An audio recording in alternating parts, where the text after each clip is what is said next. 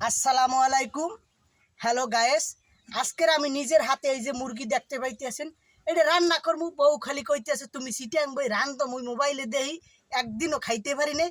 আজকে একটু তুমি নিজের হাতে রান্না করে খাওয়াবা। সেই লেগে চলে আইলাম মুই এই পাকঘরে। এখন রান্না বাড়ি শুরু করবো। এখন সর্বপ্রথমে আমি দিব একটু হলুদ মরিচ, এই যে পরিমাণ মতন হলুদ মরিচ দিয়ে নেবো। আপনাকে যার যেরম লাগে সেরমের হলুদ মরিচ দেবেন। আসলে হ্যাঁ কেউ ভুল করবেন না, আবার মুই যা দিতে আসি সেরমের দেশ চাইয়েন না, হ্যাঁ হয়তো বেশি কম হয়ে যাবে। এই যে মোর পরিমাণ মতন মুই দিতে আসি হলদি মরিচ দেওয়া শুরু করে দিছি। এই যে দেখেন দিছি। এখন আমি আগে একটু দিয়ে নিলাম, তারপরে মাখি ঝুঁকে বুঝবো যে আসলে আমার কতটুকু লাগবে। এই এবার এই দিয়ে নিলাম মোর বউ বেন্নেল উঠটা। এই আদা রসুন হলদি এই মরিচ পেঁয়াজ টাজ বাটিয়ে রাখছে, এগুলো এখন মুই দিমু। এই যে এই পরিমাণ মতন সব দিয়ে নিতে আসি, এই দিয়ে দিলাম। এখন দিমু একটুখানি তেল। কি যে কমু এই শীতকালে মুরগিটা কি পরিমাণ যে তেল হইছে, এই দেখেন এত তেল। এই কি কোনো মানুষ খাইতে রে? সবই তেল। আর এই যে দেশি মুরগির গোস্ত, কিন্তু শীতকালে খাইতে খুবই একটা দারুণ টেস্ট। যারা দেশি মুরগি না খাইছেন যারা দেশি মুরগির মর্মতা বুঝবেন না। এখন তো আজকালকার মানুষে খালি পারং, সব জিনিস খায় পারং। তাই এত কথা আর বাড়াইলাম না। এখন আমি দিয়ে গেলাম এই সয়াবিন তেল। হে কিন্তু এখন বর্তমানে 220 টাকা কেজিতে চলে। এই হইলে মগো বাংলাদেশ।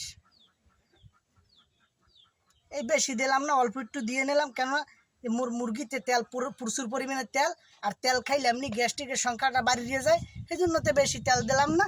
এখন মুই একটু দিব মোর পরিমাণ মতো লবণ।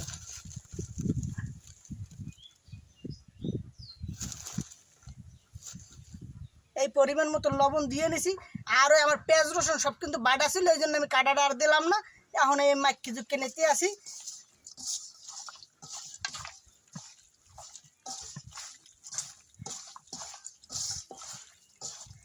আর এই ভিডিওটা করার জন্য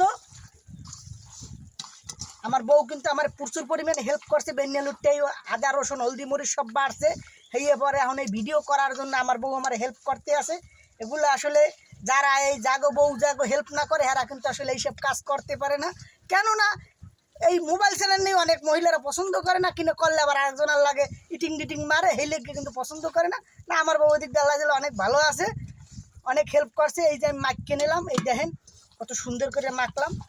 তারপরে এখন আমার দ্বারা মনে হয় যে একটু হলদি মরিচের সংখ্যাটা একটু লাগবে, একটু কেমন জানি লাগে। এখন একটু হালকা পাতলা একটু হলদি মরিচ দিয়ে নেবো ইনশাল্লাহ। এই একটু দিয়ে নিলাম। আর এই এখন দিব কটা কাঁচা লঙ্কা। এই নিজে গাছের কাঁচা লঙ্কা, এই কটা কাঁচা লঙ্কা দিয়ে নেবো। এই যে দেখেন এই এই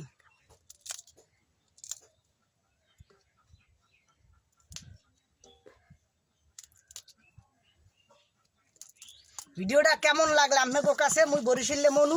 যদি বরিশালে মনুরে আপনাকে ভালো লাগে একটু লাইক কমেন্ট শেয়ার করিয়া সবসময় পাশে থাকবেন ইনশাল্লাহ।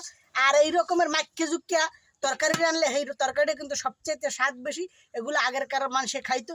আর এখন তো হইলো ডিজিটাল যুগ, এখন দিয়ে ফসফস করে উঠে গেলায় কোনো স্বাদ টাদ কিছু পাই না। যার কারণে আমাকে রোগ ব্যাধিটা এখন বর্তমানে বেশি চলে ইনশাল্লাহ। এখন এই রকমের আমি আধা ঘন্টা রাইখে দেবো ঢাকিয়া। আধা ঘন্টা পরে আমি এটা চুলোয় দেবো।